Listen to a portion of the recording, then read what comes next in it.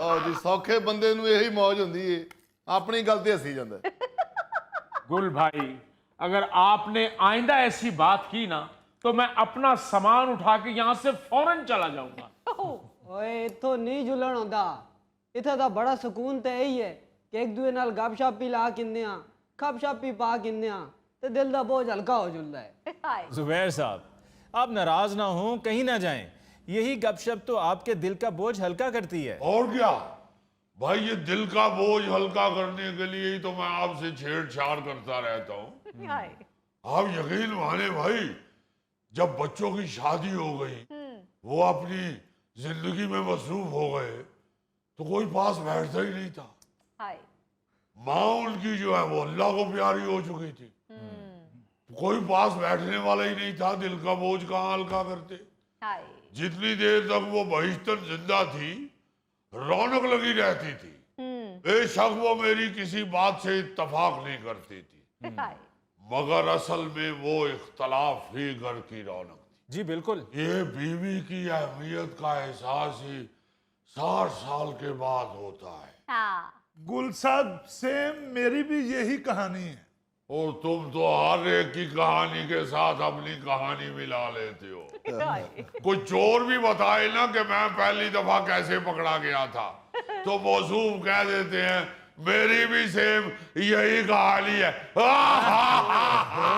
गुल भाई, अगर आप इसी तरह खौफनाक आवाजें निकालते रहे तो मैं अपना सामान उठा के फौरन चला जाऊंगा। अरे भाई, आपको जुबैर साहब कहीं जाने की क्या जरूरत है? फिक्र ना कीजिए, ये कहीं नहीं जाते। ये इनकी आदत है कहना कि मैं सामान उठा के चला जाऊंगा। घर में भी यही कहते रहते थे। अच्छा। एक दिन बच्चों ने कहा जी ठीक है आपकी मर्जी, फिर उठा के सामान इधर आ गए। वैसे भी कहाँ जाएंगे आप जुबैर साहब, अब तो पुल के नीचे भी बंदा बैठे ना तो पुलिस नशई समझ के ले जाती है। हाँ, तो मैं बता रहा था कि 60 साल के बाद ही बीवी की अहमियत का पता चलता है। उससे पहले तो मर्द अपने ही चक्रों में फिरता रहता है। जी। केड़े चक्रां विच फंसिया रहंदा है? भाई फंसा नहीं रहता, फिरता रहता है। आओ ते आस्ता बोल, मैं डोरा। तुम डोरे नहीं हो, तुम्हारे कान छोटे हैं। छे आ गया। और भाई ये तो सामने वाले का आया है, तुम अब अपनी बारी भी लो। माए नी मैं किन्नू आखा। ਉਹ ਤੁਹਾਡੇ ਚੋਂ ਕੋਈ ਮੇਰੀ ਐਨਕ ਉੱਤੇ ਤੇ ਨਹੀਂ ਬੈਠ ਗਿਆ? ओ भाई, तुम्हारी ऐनक थोड़ी है, वो तो बैल को लगाने वाले खोपे हैं, खोपे। लो वो पड़ी। एक तो हर 5 मिनट के बाद तुम्हारी ऐनक गुम हो जाती है। ਮੇਰੀ ਤੇ ਐਨਕ ਗਵਾਚਦੀ ਹੈ, ਤੂੰ ਤੇ ਆਪ ਗਵਾਚੀ ਗਾਂ ਵਾਂਗੂ ਫਿਰਦਾ ਰਹਿਣਾ। शौकत, अगर दोबारा ऐसी बात की ना तुमने तो मैं फौरन अपना सामान उठा के यहां से चला जाऊंगा। नहीं सलीम, तुम सामान ना उठाना, मैं चला जाता हूँ यहाँ से। ओ भाई, मेरा नाम सलीम नहीं है, जुबैर है। हाँ, सलीम तो मेरे बेटे का नाम है। नसीर साहब का बेटा मिलना आया जी। हाँ तो बुलाओ, क्यों रोक लिया उसको? जी सर, बुला लेता हूँ। बुलाओ। मुबारक हो नसीर साहब, आपका बेटा मिलने के लिए आया है। नहीं, मैंने खाना खा लिया है। आपका बेटा मिलने के लिए आया है। फजूल बात मत करो।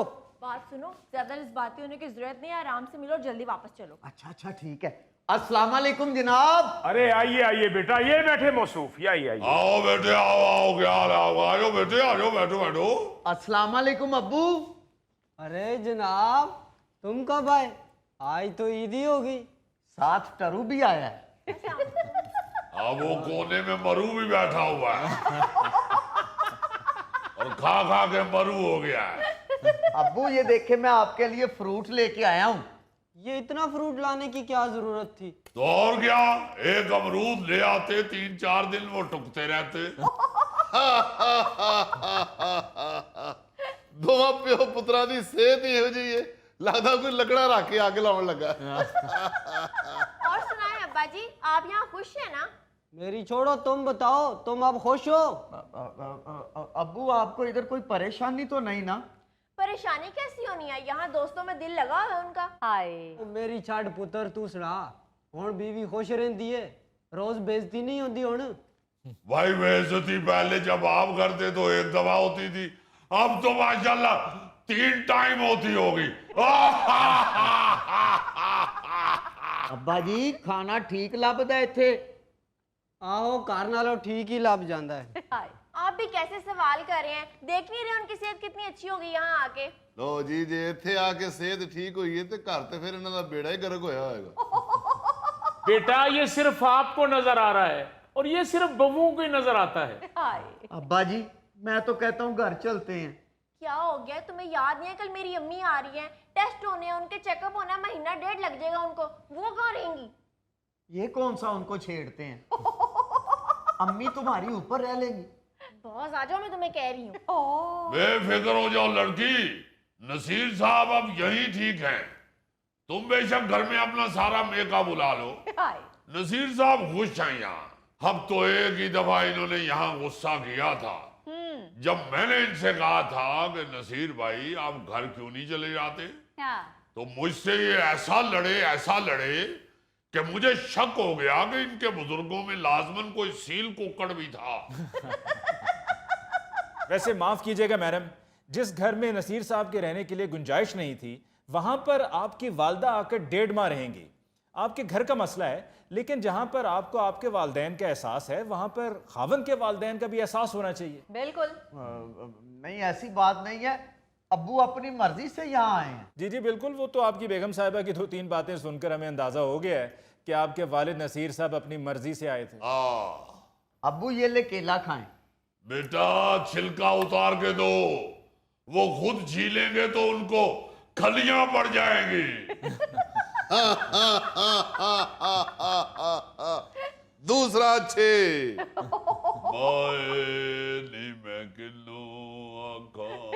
खबरदार हमारी माँ बेटे की बात में मत बोलो। ले अब्बू। क्या करूं? केले के साथ लिपट जाएं। भाई खाना है इसको। बेटा पहले अपनी बीवी से पूछ लो, कहीं घर जाके आपके साथ लड़े ना। अब्बू खाए ना। उनका नहीं दिल कर रहा तो क्यों जबरदस्ती कर रहे हो? आपकी अम्मी के लिए रख लूं? बेटा 2-3 केले सानू ही फड़ा। मैं अब्बू के लिए लाया हूं। ओए यहाँ तुम्हारे घर वाला असूल नहीं है, यहाँ पे जो चीज भी आती है सब में तकसीम होती है, दो निकाल के। हाय अच्छा जी, खोले मुंह जी। बेटे आमों का मौसम है, आम नहीं लाए? नहीं। आए नहीं मैं किन्नू ये ले अब्बू, प्लीज खा लीजिएगा। अल्लाह हाफिज। अल्लाह हाफिज अब्बू, ख्याल रखिएगा। हाय ए जरा शौकत तो देखो, अकेले ते चौल कट्ठे इंज हथ फड़े ने जिवें ओल्ड होम च चलीसवा होंडे है। अगर तुमने दोबारा ऐसी बात की तो मैं फौरन अपना सामान उठा के यहाँ से चला जाऊंगा। ओ ठहर जा यार, खाली हाथ है, केड़ा सामान उठाना है? एडी तू वरी चुकी फिरना अपनी। अब देखिए ये बस सिर्फ इतनी सी बात है जो अभी बाप और बेटे के दरमियान हुई फ्रूट के मामले पर। बाप चाहता है कि सबका एहसास हो, सबको दिया जाए, और बेटे को अपनी पड़ी हुई है, और ये घर घर की कहानी है। यहाँ हम लोग इसीलिए सारे खुश हैं कि सारे एक दूसरे का ख्याल कर रहे हैं, सारे एक दूसरे के साथ छेड़खानी कर रहे हैं। हाँ जी। यहाँ अगर हमारे जुबैर साहब कहते हैं कि भाई मैं अभी सामान उठा के चला जाऊंगा, तो हमने इनको जाने नहीं देना। जी इनको पता है कि आपने इनको जाने नहीं देना, इसलिए तो ये बार